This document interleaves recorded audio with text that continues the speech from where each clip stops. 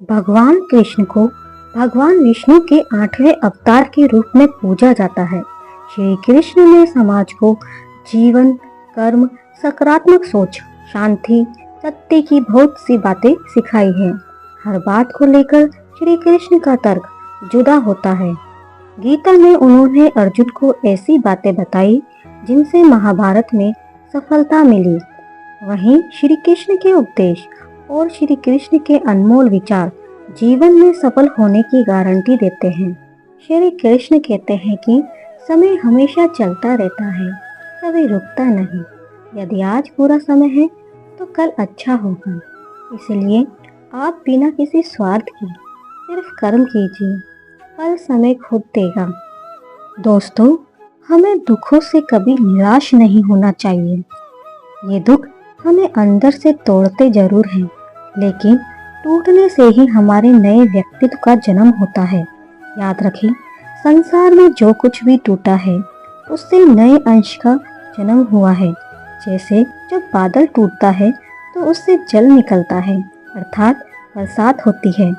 धरती के टूटने से नए पौधे का जन्म होता है, इससे हमें अन्न प्राप्त होता है।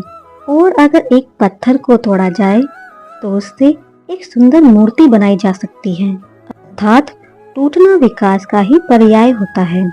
जब ईश्वर हमें दुख देता है तो वो हमें अंदर से तोड़कर हमारे नए व्यक्तित्व का ही विकास करना चाहता है, ताकि हम जीवन की हर बाधा का मजबूती से सामना कर पाए, जीवन के संघर्ष से हार न माने।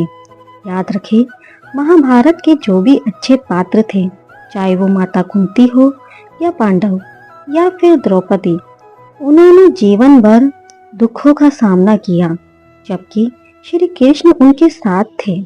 इसी प्रकार हमें जीवन के दुखों से घबराना नहीं चाहिए। ये दुख तो आएंगे, लेकिन इन दुखों में भी ईश्वर हमारे साथ ही होते हैं। बस हमें अपने कर्म करते रहना चाहिए। जैसा कर्म हम करेंगे वैसा ही फल हमें मिलेगा। श्री कृष्ण कहते हैं, अपने अनिवार्य कर्तव्य का पालन करें, क्योंकि क्रिया वास्तव में निष्क्रियता से बेहतर है। आप वही हैं जिसमें आप विश्वास करते हैं। आप वे बन जाते हैं जो आप मानते हैं या बन सकते हैं। जिस इंसान के चारों तरफ नकारात्मक लोग रहते हैं, उस इंसान का मंजिल से भटक जाना तय है। श्री कृष्ण कहते हैं, मैं हमेशा तुम्हारे साथ और तुम्हारे आसपास रहता हूँ, चाहे तुम कुछ भी कर रहे हो। मन चंचल है, इसे और संयमित करना कठिन है, लेकिन ये अभ्यास से वश में हो जाता है। इस शरीर का मोह मत करो, ये तो माटी है, माटी में मिल जाएगा। अमर तो आत्मा है जो परमात्मा में मिल जाएगी। श्री कृष्ण कहते हैं, सत्य कभी नष्ट नहीं हो सकता। अच्छा करने से कभी नहीं डरना चाहिए। ठंड या गर्मी, सुख या दुख का अनुभव करें। ये अनुभव क्षणभंगुर है, वे आते हैं और जाते हैं। उन्हें धैर्य पूर्वक सहन करें। जो कुछ हुआ अच्छे के लिए हुआ, जो हो रहा है अच्छे के लिए हो रहा है, जो होगा वह भी अच्छे के लिए ही होगा।